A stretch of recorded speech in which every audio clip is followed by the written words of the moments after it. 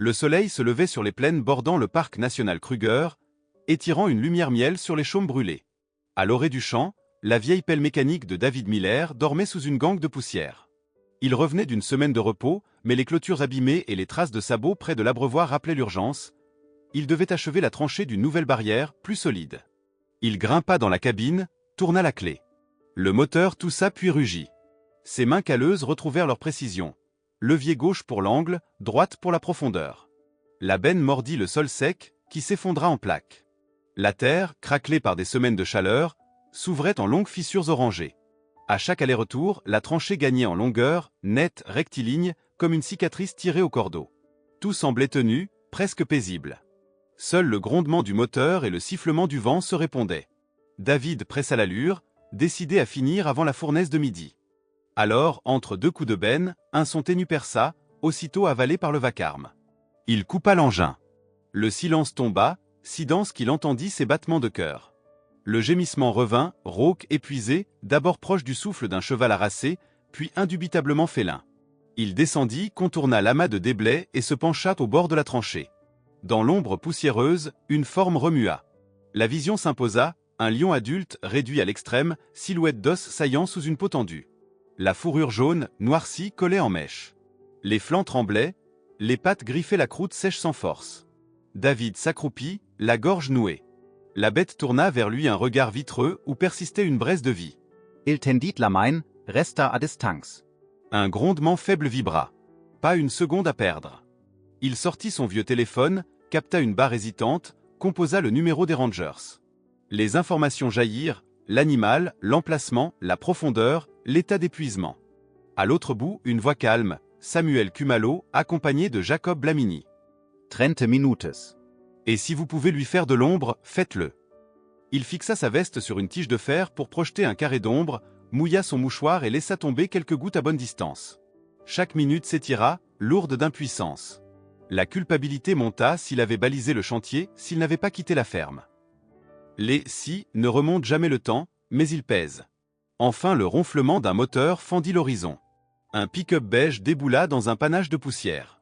Samuel, trousse d'urgence à l'épaule, et Jacob, déroulant déjà une sangle, évaluèrent la scène d'un regard. Le premier examina respiration, muqueuse, hydratation, le second inspecta la paroi pour la manœuvre. Pas d'anesthésie, dit Jacob. Trop faible pour lutter. On le hisse doucement. David, tenez la corde ici, ajouta Samuel. À mon signal, vous tirez sans à-coups. Ils passèrent une sangle sous le poitrail, une autre sous les hanches, évitant les pattes. Jacob, dans la tranchée, glissa ses bras sous les antérieurs. Samuel coordonna depuis le bord. David, meins Meutes, saisit la corde. À trois, ils tirèrent. La sangle gémit, le corps du lion glissa contre la paroi poudreuse qui s'effritait en pluie fine. Centimètre après centimètre, ils gagnèrent du terrain. Ce n'était pas de la force brute, mais une question de tempo et de souffle. Les avant-bras de David brûlaient, mais il tint. Le lion, yeux mi-clos, exhala un long souffle. Quand sa tête franchit l'arête, Jacob prit appui, Samuel guida la sangle et d'un effort final, ils le hissèrent sur la berge. Ils l'installèrent sur une toile épaisse, posèrent une couverture pour conserver la chaleur. Samuel palpa la jugulaire, pouls faible mais présent. Il a une chance. Le pick-up recula, haillons ouverts. À trois, ils montèrent la toile, calèrent le corps contre des ballots de paille et sanglèrent l'ensemble. Avant de partir, Samuel lança à David un regard ferme. « Balisez vos tranchées, mettez des barrières. On ne veut plus revivre ça. » David acquiesça, honteux. « Je corrigerai tout aujourd'hui. » C'était une promesse lourde. Le pick-up démarra dans un nuage ocre, filant vers la petite station vétérinaire à l'entrée du parc. David resta plante, la peau picotante de poussière et d'adrénaline. Quelque chose avait bougé en lui, peur, responsabilité et un espoir têtu. Le champ lui parut étranger, comme s'il n'appartenait plus à la routine des jours. Il remit sa veste, serra son chapeau, puis se tourna vers la tranchée ouverte. Il ramassa des piquets, tendit un ruban de balisage, fixa des planches aux endroits instables. À chaque geste, il revoyait les côtes saillantes, la peau sèche, les yeux brillants de fièvre. Il planta un panneau de fortune, danger, chantier, puis un second, plus visible. Le vent claqua le plastique, et le murmure évoqua encore un souffle animal. Il hésita à redémarrer la machine, s'arrêta, sortit son téléphone et appela la station. Le vétérinaire était prévenu, une équipe prête. Il aurait voulu suivre le pick-up, mais la tranchée béante rappelait l'urgence. empêcher que l'histoire ne se répète. Il continua de sécuriser, mètre après mètre, jusqu'à ce que l'ombre se rétracte et que l'air devienne blanc de chaleur. Enfin il coupa tout. Il fixa la piste où s'était engouffré le pick-up, comme si le nuage de poussière allait lui répondre. Rien, sinon le vent et, au loin, le cri d'un calao. Alors David fit ce que font les hommes lorsqu'ils n'ont plus la main. Il pria d'une prière sans mots, simple et obstinée, pour qu'au bout de la route de terre l'animal trouve de l'eau, du calme et un sursis. Puis il posa le dernier ruban de balisage. La journée venait à peine de commencer, et elle l'avait déjà changé. Sur le seuil de la grange, il s'arrêta encore, pris d'un frisson sans cause. Il comprit que la clôture qu'il posait servait autant à protéger ses bêtes qu'à rappeler sa propre responsabilité envers tout ce qui vit sur cette terre sèche. Il n'était qu'un homme avec une pelle, mais ce matin-là l'obligeait à devenir meilleur. La piste poussiéreuse menant à la petite station vétérinaire longeait la lisière du parc national Kruger. À l'intérieur du pick-up, le lion reposait sur la toile épaisse, calée entre des ballots de paille. Ses flancs se soulevaient faiblement, au rythme d'un souffle incertain.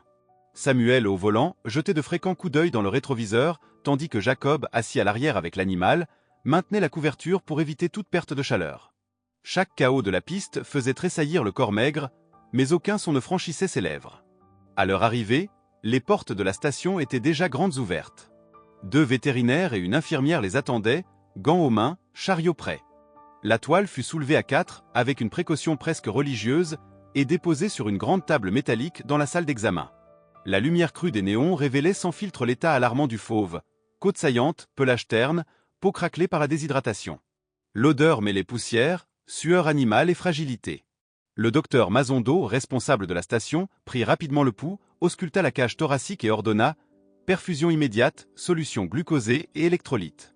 Préparez aussi de la viande tendre, hachée fin. » Une aiguille fine perça la veine, et le liquide vital commença à s'écouler, goutte après goutte, dans ce corps qui semblait s'accrocher au monde. David, resté dehors quelques instants pour calmer ses nerfs, entra à son tour. L'odeur de désinfectant et de sang séché le frappa. Il s'approcha lentement, conscient de ne pas gêner. Le regard du lion, à demi ouvert, se posa brièvement sur lui. Il y lut quelque chose d'indéfinissable, mélange d'épuisement et d'un instinct ancien qui refuse d'abandonner. Les premières 24 heures furent une lutte silencieuse. Le lion ne bougea presque pas, se contentant de respirer à intervalles réguliers, parfois marqués par un sursaut de douleur. Les soignants se relayèrent, surveillant température, hydratation et rythme cardiaque. Samuel et Jacob vinrent 2 fois dans la journée, vérifiant que tout était en ordre.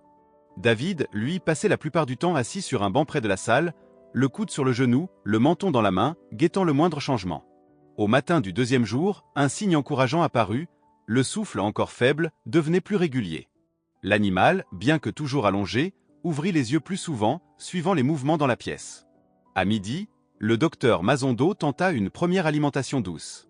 Un morceau de viande fraîche, légèrement tiède, fut posé à portée de sa gueule. Après un long moment d'hésitation, le lion avança la langue, puis mordit doucement.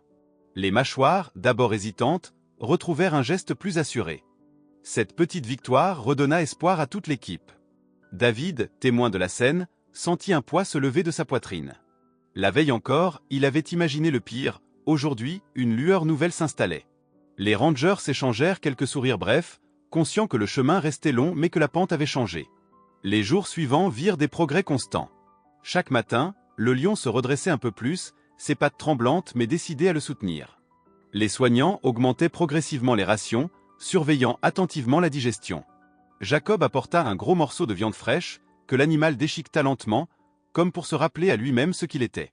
Samuel, observant la scène, déclara « S'il continue ainsi, dans une semaine il sera hors de danger immédiat. » Au 7e jour, le diagnostic se confirma. Poire en hausse, poil plus lisse, regard plus vif.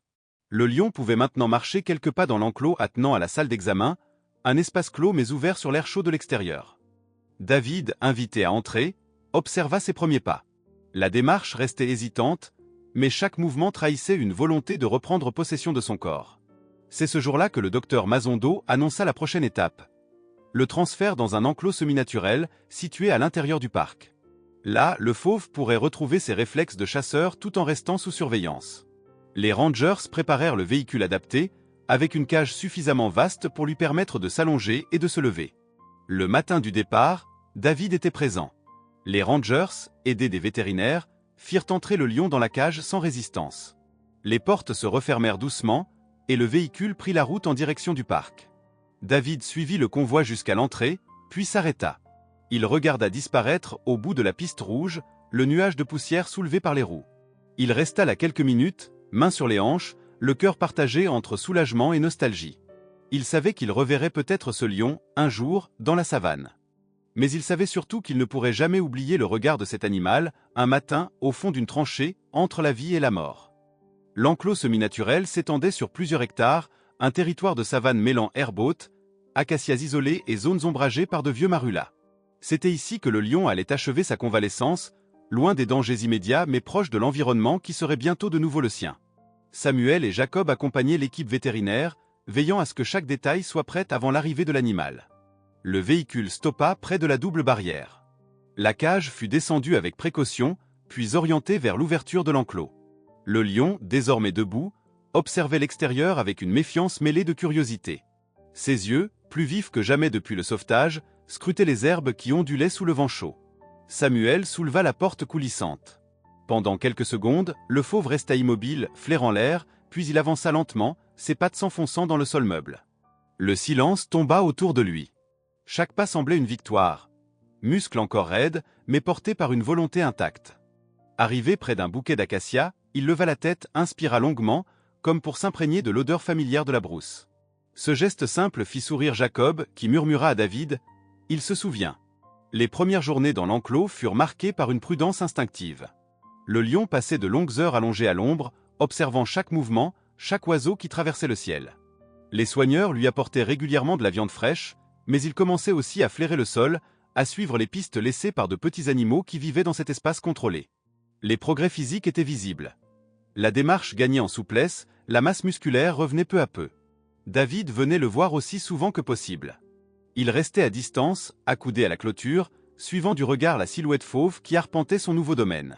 Entre eux, il y avait cette reconnaissance silencieuse née au fond de la tranchée, ce lien que rien ne pouvait effacer. Parfois, le lion s'arrêtait et tournait la tête vers lui, comme pour vérifier qu'il était bien là. Les rangers, eux, observaient attentivement le comportement du fauve. Samuel notait qu'il retrouvait ses réflexes de guet, posté sur de petites buttes pour surveiller les alentours. Jacob se réjouissait de le voir tester ses muscles en de courtes courses, bondissant sur une souche ou un rocher. Ces signes confirmaient que l'animal se rapprochait de son état optimal pour survivre seul. Après 2 mois, le rapport vétérinaire fut sans équivoque, le lion était prêt pour la réintroduction. Son pelage avait retrouvé son éclat, ses yeux brillaient d'une intelligence vive, et sa musculature témoignait d'un entraînement constant. La date fut fixée. Ce serait au lever du jour, moment où la savane s'éveille lentement et où la chaleur n'a pas encore étouffé les énergies. Le matin venu, la lumière pâle se glissait entre les herbes givrées de rosée. La cage de transport fut installée à la limite du parc, face à l'immensité ouverte. Samuel donna un signe de tête à Jacob, qui actionna le mécanisme d'ouverture. Le lion resta un instant figé, comme surpris par cette liberté soudaine, puis fit quelques pas prudents. Le vent portait des odeurs venues de loin, antilope, poussière, promesse de chasse. Alors, dans un élan puissant, il quitta la cage, traversa la ligne invisible qui séparait la sécurité humaine du royaume sauvage. Sa silhouette se découpa un instant dans la lumière dorée, avant de disparaître dans les hautes herbes. Aucun regard en arrière, seulement la certitude que sa place était là, au cœur de cette terre qu'il n'avait jamais cessé de porter en lui. David resta immobile, les mains serrées sur le rebord de la cage vide. Samuel posa une main sur son épaule. « Vous lui avez offert plus qu'une survie. Vous lui avez rendu sa vie. » Jacob acquiesca en silence. Tous trois restèrent là jusqu'à ce que le silence reprenne ses droits, ponctué seulement par le chant lointain d'un francolin. En reprenant la route, David se surprit à sourire. Il savait qu'il ne reverrait peut-être jamais ce lion, mais cela n'avait plus d'importance. Ce qui comptait, c'était d'avoir agi quand il le fallait, d'avoir répondu à l'appel d'une vie en détresse. Dans le fracas des journées ordinaires, il garderait pour toujours le souvenir de ce regard, au fond d'une tranchée, et la certitude que certaines rencontres changent un homme à jamais. Le pick-up cahotait sur la piste rouge, soulevant un voile de poussière qui se mêlait à la lumière du matin. David observait l'horizon, là où le ciel et la savane se confondaient dans une ligne tremblante. Il songea aux cycles invisibles de la nature, à ces histoires qui se poursuivent loin des yeux humains. Peut-être que, quelque part, le lion marchait déjà avec assurance, traçant son chemin parmi les herbes dorées. Cette pensée réchauffa son cœur comme un feu discret. Quand la piste rejoignit la route principale, il sut que ce chapitre de sa vie venait de se fermer. Mais il savait aussi qu'il porterait en lui, comme une cicatrice douce, la mémoire de cette rencontre, et que tant qu'il vivrait, il répondrait toujours à l'appel des vies en détresse.